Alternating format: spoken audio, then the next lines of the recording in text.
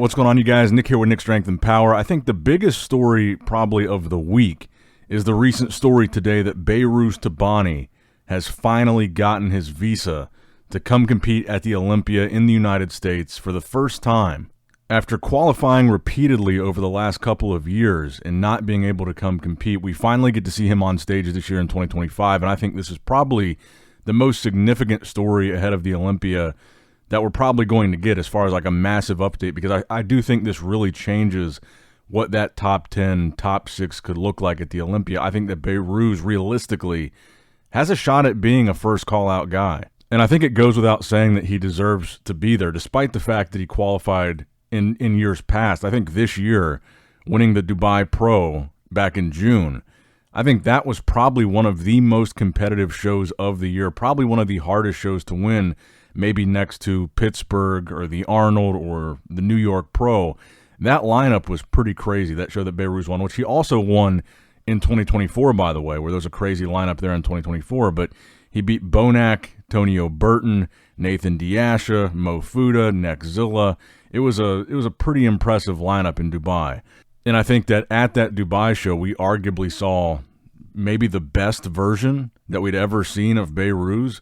Crazy condition, his lower body has come up, very competitive, a pretty aesthetically pleasing physique as well.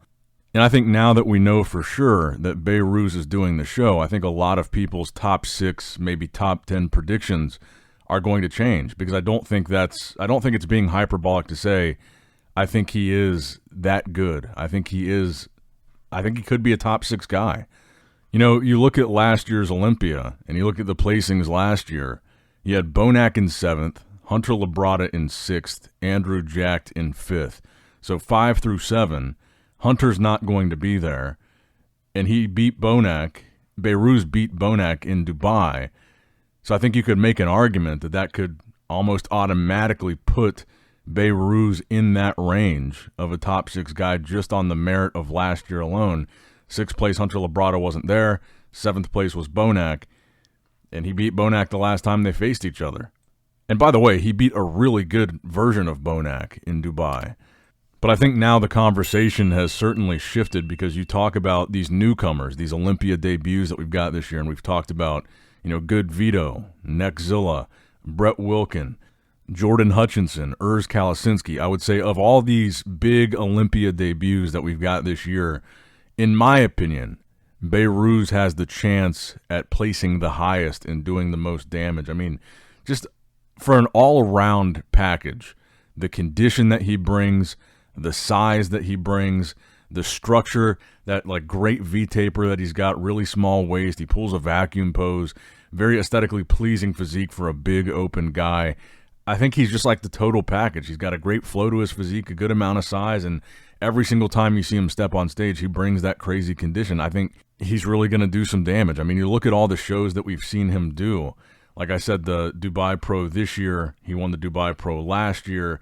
It's not just like regular shows that he's winning. He's winning some of the toughest shows of the year and some of the toughest lineups, and he's doing it with relative consistency. So I think for me, this is probably like the most feel-good story of the week. I'm really excited to get this news. It was really getting down to the last minute here with, we got less than 2 weeks to go. We're about a week and a half away from the Olympia, which does make me wonder a little bit with it being this down to the wire. It doesn't look like Behrouz is here yet.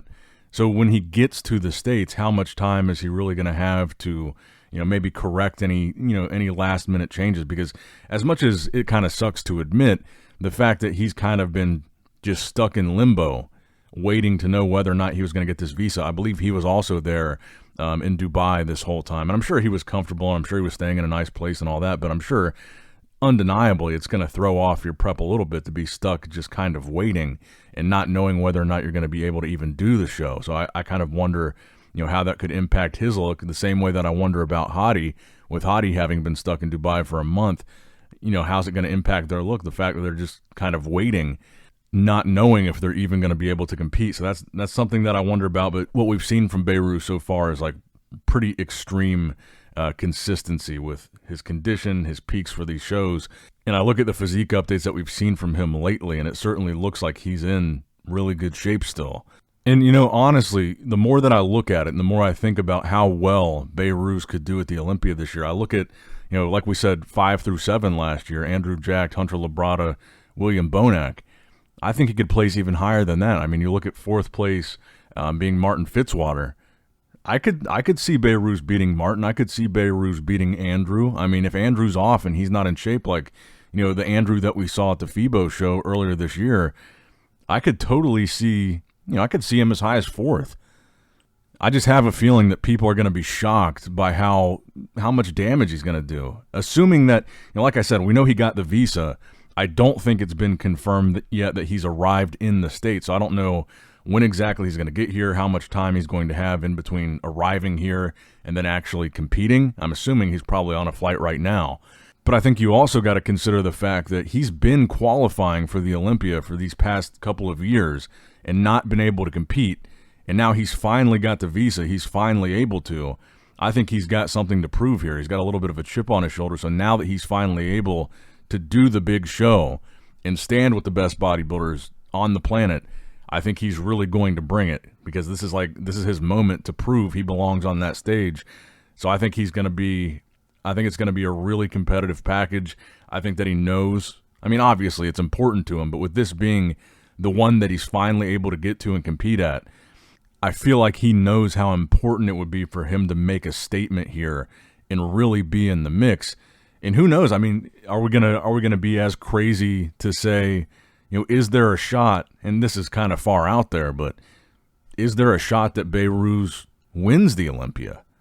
I know that's a bit of a stretch, but like I said, when you look at all these guys that are these big, exciting Olympia debuts, I think Behrouz has the most balanced attributes out of all of them.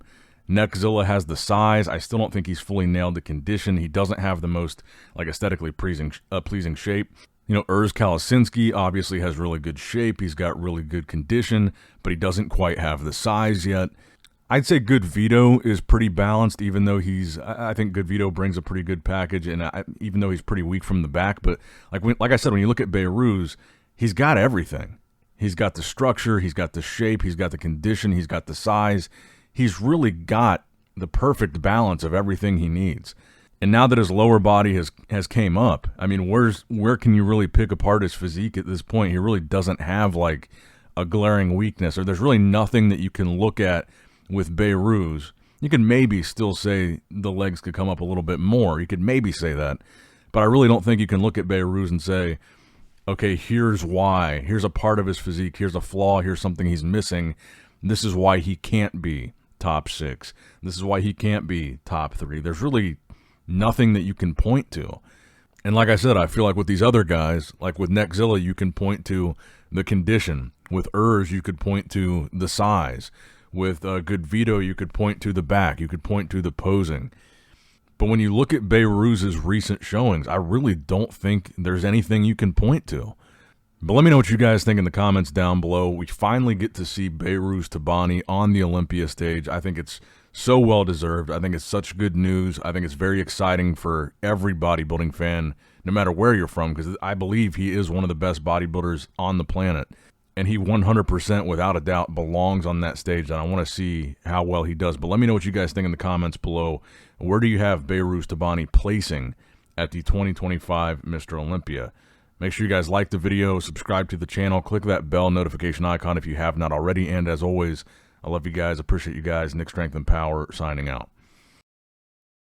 All right, guys, don't forget to click that like button and subscribe to this channel if you enjoy the content. Also, check out my Instagram at Nick Strength Power, my Facebook page, which is simply Nick Strength and Power, my secondary YouTube channel, Nick Strength and Vlogs, for vlogs and bonus content that you will not see on this channel. And consider subscribing to my third YouTube channel, Nick Strength and Pokemon, which is all things Pokemon and trading card games, completely unrelated to this channel. So if you're into that, give that one a look.